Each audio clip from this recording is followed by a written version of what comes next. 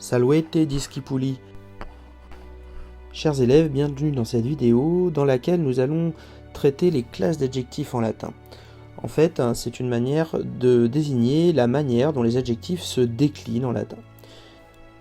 Vous connaissiez les conjugaisons, la première conjugaison, deuxième, troisième mixte et quatrième. Vous connaissiez les déclinaisons, première déclinaison, deuxième déclinaison, troisième déclinaison, quatrième et cinquième déclinaison. Maintenant, vous allez découvrir les classes d'adjectifs. Comment se déclinent les adjectifs, comment reconnaître les cas des adjectifs, voilà ce que vous allez apprendre dans cette vidéo.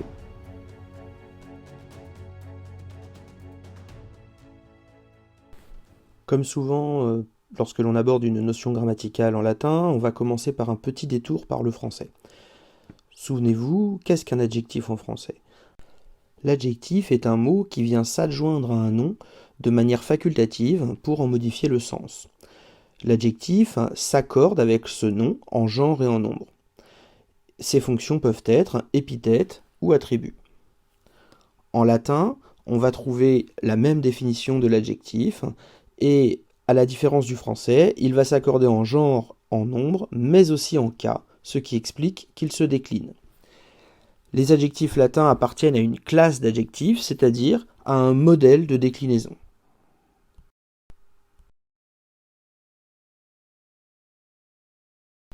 Il existe deux modèles de déclinaison des adjectifs en latin que l'on appelle des classes. On parle donc des deux classes d'adjectifs en latin.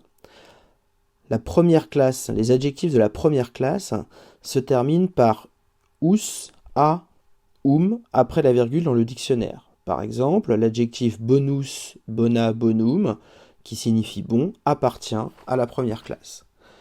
Tous les autres adjectifs appartiennent à la deuxième classe. Vous voyez que on rencontre différentes possibilités. Vetus, veteris, vieux, prudens, prudentis, prudent, fortis, fortis, courageux.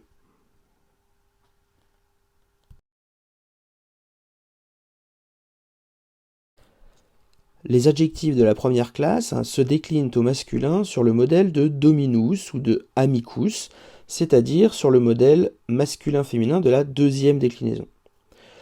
Au neutre, quand il faut accorder l'adjectif au neutre, on va le décliner sur le modèle de templum, c'est-à-dire sur le modèle neutre de la deuxième déclinaison. Et lorsqu'on a besoin d'accorder ces adjectifs de la première classe au féminin, eh bien on va suivre à ce moment-là le modèle de la première déclinaison, vita ou rosa.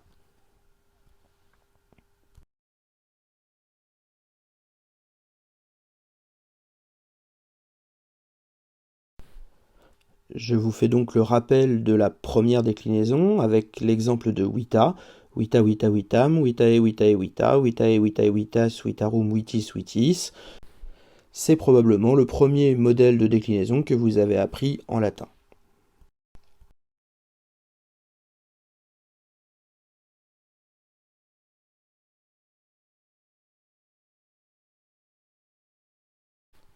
Deuxième rappel, la deuxième déclinaison comporte deux modèles, un modèle masculin et un modèle neutre. Le modèle masculin, c'est celui d'amicus, donc amicus, amice, amicum, amici, amico, amico, et au pluriel amici, amici, amicos, amicorum, amicis, amicis. Et le modèle neutre, pour lequel seul le nominatif, vocatif, accusatif change, c'est-à-dire qu'au singulier, on a une terminaison en ou, mais au pluriel, une terminaison en a. On va avoir besoin de ces modèles de la première et de la deuxième déclinaison que nous venons de réviser pour décliner les adjectifs de la première classe.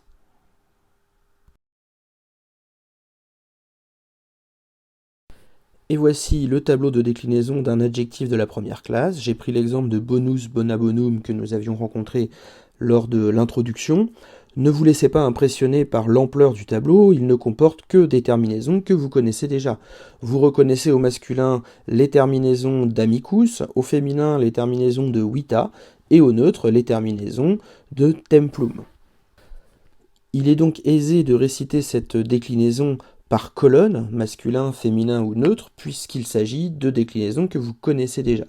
Mais on peut aussi, pour l'exercice, les réciter par ligne, c'est-à-dire par cas, et dire bonus bona bonum, bone bona bonum, bonum bonam bonum, boni bonae boni, bono bonae bono, bono bona bono, et au pluriel, boni bonae bona, boni bonae bona, bonos bonas bona, bonorum bonarum bonorum, bonis bonis bonis, bonis bonis bonis.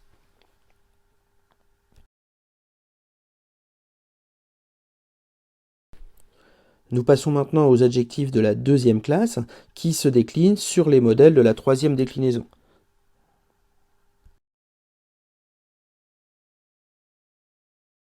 Nous opérons donc une petite révision de la troisième déclinaison.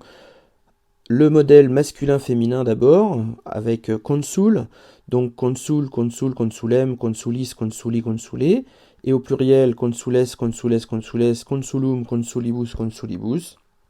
Et puis le modèle neutre de corpus, par exemple, avec les changements qui interviennent seulement au nominatif, vocatif, accusatif, au singulier, pas de terminaison, et au pluriel, la terminaison en A 3 fois.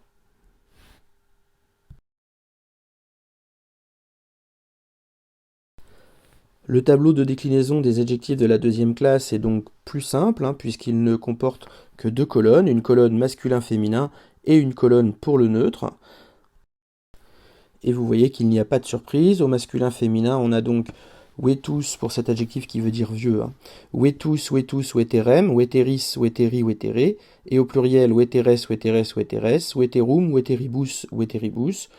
Et au neutre, on a les mêmes terminaisons, sauf au nominatif, vocatif, accusatif, singulier où il n'y a pas de terminaison, et au nominatif, vocatif, accusatif, pluriel où la terminaison est A.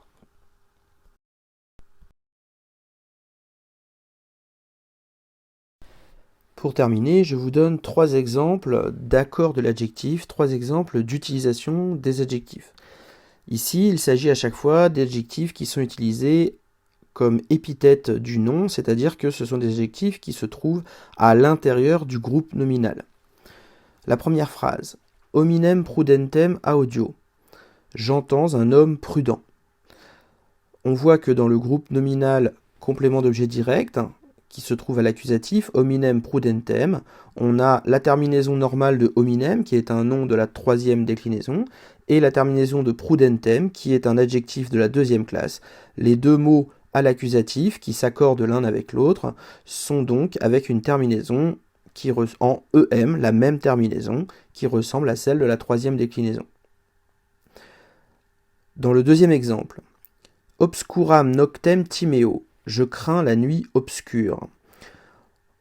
On a cette fois-ci un groupe nominal à l'accusatif qui est donc complément d'objet direct du verbe, qui comporte un nom à la troisième déclinaison, avec la terminaison em, donc la terminaison de l'accusatif singulier de la troisième déclinaison, em, et l'adjectif, lui, est l'adjectif de la première déclinaison, obscurus aum, et donc on trouve la terminaison am, que vous connaissez de la première déclinaison, et qui est la terminaison de l'accusatif singulier féminin des adjectifs de la première classe. On a donc deux mots qui se trouvent à l'accusatif et qui n'ont pas exactement la même terminaison, puisque l'un appartient à la première classe des adjectifs, qu'il se décline sur rosa, et l'autre appartient à la troisième déclinaison. Dans le troisième et dernier exemple, puellam felicem video, je regarde une jeune fille heureuse. On a le groupe nominal à l'accusatif, puellam felicem, dans lequel puellam est un nom de la première qui appartient à la première déclinaison. On a donc sa terminaison en am à l'accusatif singulier. Et felicem est un adjectif de la troisième déclinaison, felix, felicis. Et donc, il a la terminaison de l'accusatif féminin singulier qui ressemble à celui du modèle de la troisième déclinaison, felicem, em.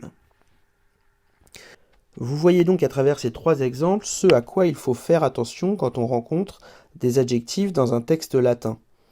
L'adjectif n'a pas forcément exactement la même terminaison que le nom dont il précise le sens. Il faut vérifier quelle est sa terminaison, identifier quel est son cas, et on peut ainsi savoir à quel nom il se rapporte et donc de quelle manière il faut le traduire.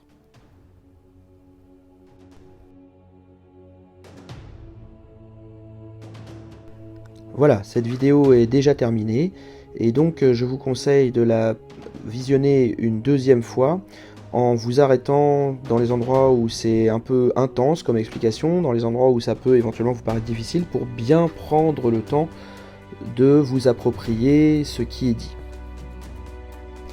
Quand vous aurez réalisé cette deuxième vision de la vidéo, vous pourrez passer à quelques petits exercices d'application pour finaliser l'apprentissage.